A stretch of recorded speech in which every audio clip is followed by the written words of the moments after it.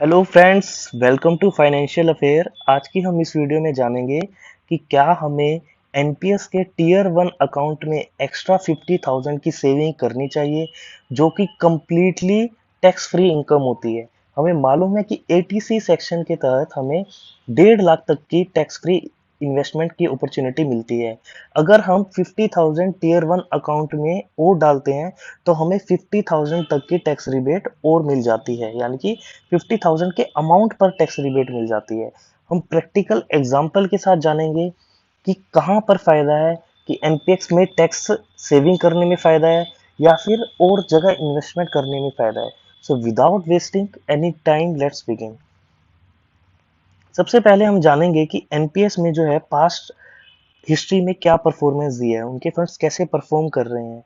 तो मैंने आपके सामने डेटा रखा है कि इक्विटी देखिए, एनपीएस में चार तरह के इन्वेस्टमेंट फंड मैनेजर्स करते हैं। इक्विटी में करते हैं, सिक्योरिटीज में करते हैं, बॉन्ड्स में करते हैं या फिर अल्टरनेटिव एसेट्स में करते हैं।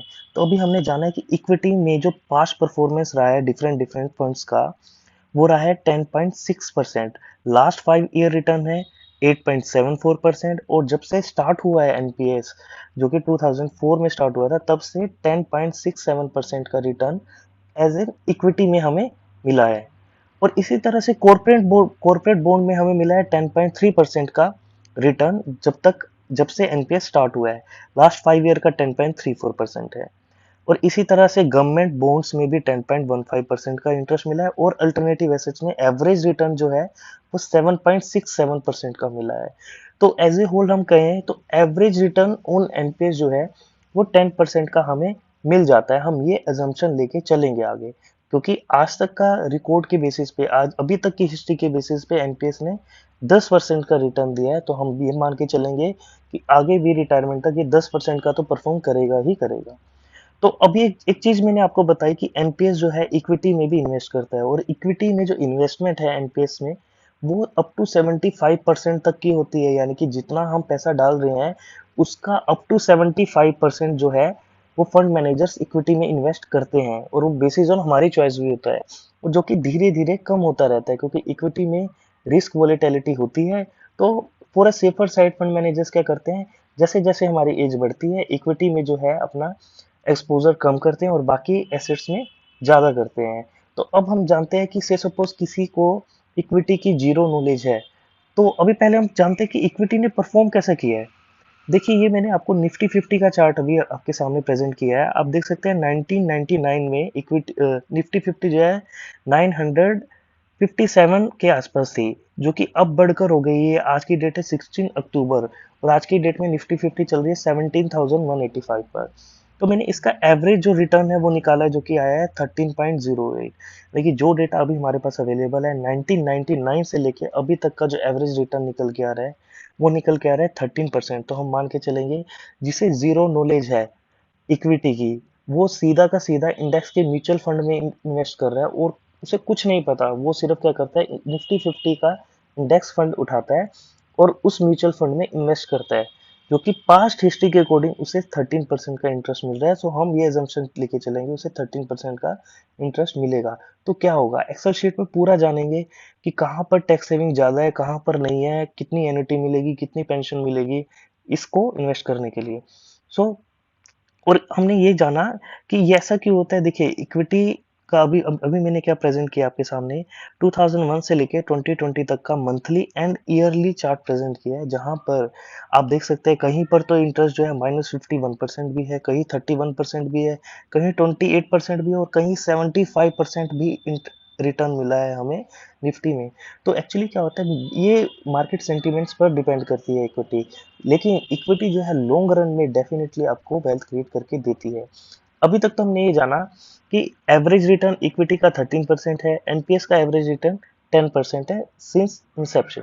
तो अभी हम जानेंगे एक्सेल शीट पर कि कहाँ पर कैसे इन्वेस्ट करने पर हमें कितना बेनिफिट होता है। सो गाइस, हम आ गए अपनी एक्सेल शीट पर। इस एक्सेल शीट को डिस्कस करने से पहले मैं आप सबसे रिक्वेस्ट करूंगा कि आपने हमें अभी तक हमारे चैनल को अगर सब्सक्राइब नहीं किया है तो आप कर लीजिए, क्योंकि हम फाइनेंस से रिलेटेड इसी तरह के वीडियोस इस चैनल पर डिस्कस करते रहते हैं। So let's begin. देखिए, अब एनपीएस कैलकुलेटर में एक मैंने शीट बनाई है जहां पर मैंने एज्यूम किया कि हम 50,000 जो है एनपीएस के टीयर 1 अकाउंट में ऐड कर रहे हैं, और जो करंट एज जो सब्सक्राइबर है वो 25 ईयर की है, उसकी रिटायरमेंट एज जो है जो जनरली 60 ईयर्स की होती है वही कंसीडर की है हमने। और जो एनुअल इंटरेस्ट जो हमें मिल रहा है वो 10% का मिल रहा है, जो कि हिस्ट्री भी यही बताती है। और हमने ये अज्यूम किया कि जो इन्फ्लेशन रेट है वो 6% का रहेगा हर साल, जो कि जनरली रहता भी है, और एन्युटी रेट भी 6% का ही चल रहा है। तो देखिए, ये शीट जो है मैं डिस्क्रिप्शन बॉक्स में इसका लिंक दे दूंगा, आप भी इसे डाउनलोड करके अपनी रिक्वायरमेंट के अकॉर्डिंग अमाउंट को, एज को चेंज कर सकते हैं। अगर आपको लगता है कि इसमें रिटर्न कम लगेगा तो कम कर सकते हैं, ज़्यादा लगता है तो ज़्यादा कर सकते हैं। और ये अमाउंट जो है मैंने फ्यूचर वैल्यू फंक्शन के बेसिस पर लगाया है, आप जब डाउनलोड करेंगे तो आपको पता लग जाएगा। तो अगर ये सब अब लगाते हैं तो हम पाते हैं कि ये अमाउंट जो है, जो 50,000 का हमने इन्वेस्ट किया किसी पर्सन ने 25 ईयर्स की एज में, वो हमें at the time of retirement 1,49,00,000 का बन जाता है।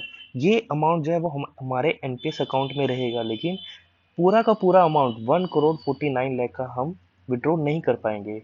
और आपको ये भी जानना जरूरी है कि जो एनपीएस का ये अमाउंट है, ये कम्प्लीटली टैक्सेबल फ्री रहेगा, यानी कि इस पर कोई टैक्स नहीं देना होगा। सिर्फ और सिर्फ जो हमारी पेंशन बनेगी वो हमारी इनकम टैक्स के स्लैब में आएगी, यानी कि जो हमारा ये टोटल अमाउंट है ये टैक्स फ्री है।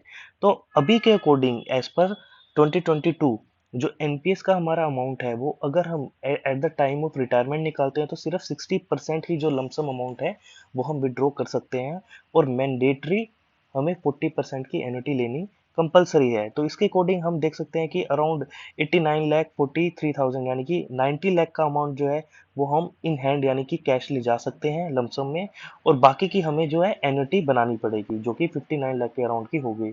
और उस एन्युटी का अगर हम 6% के एन्युटी रेट के अकॉर्डिंग देखेंगे तो हमें 3,57,000 जो है वो एनुअली हमें मिलेगा एज पर एन्युटी, यानी कि हमारी जो पेंशन है वो बनेगी। इस 50,000 को ऐड करने पर 29,000 की हमारी पेंशन जो है बनेगी। ये जो पेंशन है मैं डिस्कस कर रहा हूँ कि सिर्फ 50,000 हमने इन्वेस्ट किया है। कई लोग क्या करते हैं कि जैसे गवर्नमेंट एम्प्लॉयज में एम्प्लॉयर भी कंट्रीब्यूट करता है, एम्प्लॉय भी कंट्रीब्यूट करता है, तो उस केस में जो है वो पेंशन और बढ़ेगी। ये सिर्फ पेंशन जो है हम इस 50,000 के अमाउंट के बेसिस पर बता रहे हैं। और जब रिटायरमेंट होगी तब का इन्फ्लेशन रेट के अकॉर्डिंग अगर हम एडजस्ट करेंगे तो ये 29,000 जो है वो आज की डेट के हिसाब से 3,000 के इक्विवेलेंट आएगा। यानी कि ये हमने जो है चार्ट पूरा डिस्कस किया है कि अगर हम 50,000 इन्वेस्ट करते हैं, 25 ईयर्स जो है वो एज है सब्सक्राइबर की, 60 ईयर्स जो है रिटायरमेंट एज है, तो हमें 90 लाख के अराउंड जो है लमसम मिलेगा, और 29,000 जो कि आज की डेट में 3,000 के अराउंड हमें जो है पेंशन मिलेगी। तो अब आते हैं इक्विटी के अकॉर्डिंग। देखिए, इक्विटी का जो पास हिस्ट्री रही है वो 13% की रही है इंडेक्स फंड में, तो हमने 13% ही ली है। करंट एज सब्सक्राइबर की सेम ली है, रिटायरमेंट भी सेम ली है, और अमाउंट जो हम ऐड कर रहे हैं वो भी सेम ली है। इसमें जो है हमने 3 सिनेरियो बनाए हैं कि अगर एक पर्सन जो बिल्कुल टैक्स स्लैब में नहीं आता वो इन्वेस्ट करता है तो वो कितना बड़ा नुकसान कर रहा है अपना, वो देखते हैं कि अगर से सपोज कोई टैक्स स्लैब में नहीं है और फिर भी 50,000 एडिशन जो है टीयर 1 अकाउंट में कर रहा है, तो अगर वही जो पैसा है इक्विटी में इन्वेस्ट करता किसी फंड में, तो वो मोटा मोटा 33 करोड़ का जो है वो उसका अमाउंट होता 60 ईयर्स की एज में। और अगर हम 10% टैक्स भी इसमें काट देते हैं, क्योंकि इस पर टैक्स लगता है टैक्स 10% का, तो मोटा मोटा 2,77 लाख रुपीज का इसमें जो है अमाउंट बनेगा। और जो सबसे मेन चीज जो है जो मुझे बहुत खलती है कि एनपीएस में आप जो है फंड कभी भी विड्रॉ नहीं कर सकते, वो आपको at the time of retirement he withdraw करने को मिलेगा। सिर्फ स्पेशल सर्कमस्टांसिस में आप 25% ऑफ द अमाउंट विड्रॉ कर सकते हैं, वो भी कुछ ही सिनेरियो में।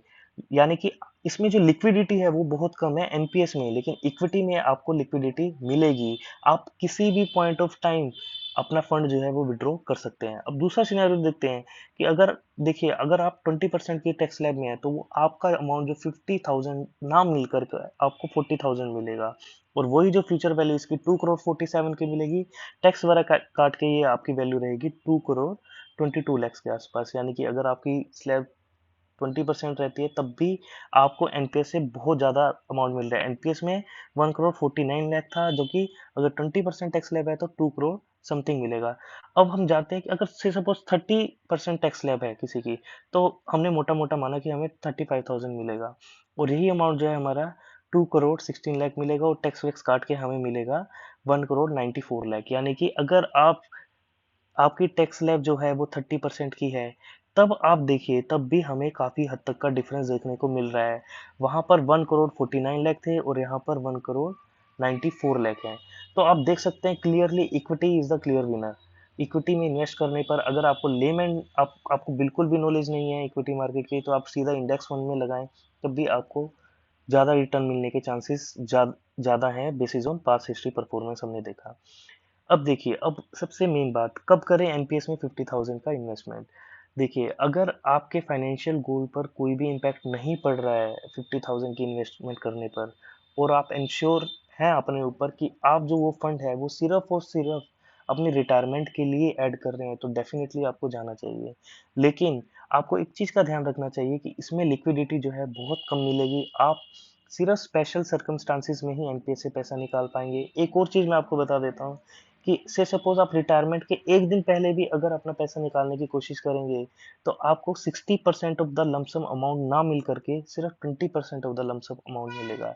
ये रूल है कि आप जो अपना पैसा है अगर रिटायरमेंट से पहले निकालते हैं, तो एनपीएस में जितना भी पैसा होगा वो आपको सिर्फ 20% ही मिलेगा।